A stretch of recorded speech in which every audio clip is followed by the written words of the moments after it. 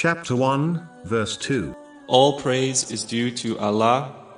All praise is only for Allah, the Exalted, as He created and continuously sustains the entire creation within the heavens and earth without any progeny, partner, or helper. His kindness in the form of countless blessings, such as faith, to the creation has no limits. Chapter 16, verse 18.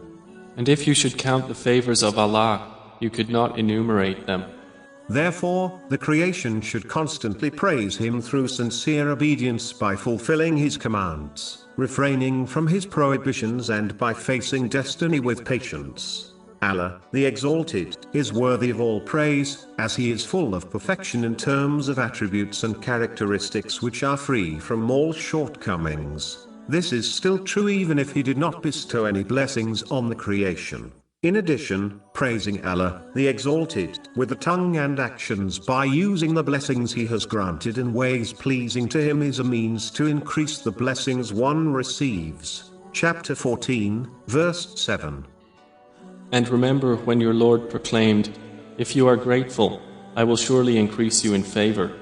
A Muslim should praise Allah, the Exalted, as much as possible, as it has been declared the best supplication by the Holy Prophet Muhammad, peace and blessings be upon him, in a narration found in Sunan ibn Majah, number 3800. In addition, this verse reminds mankind that whatever praiseworthy quality a person observes in the creation or within themselves is only possible because Allah, the Exalted, granted it.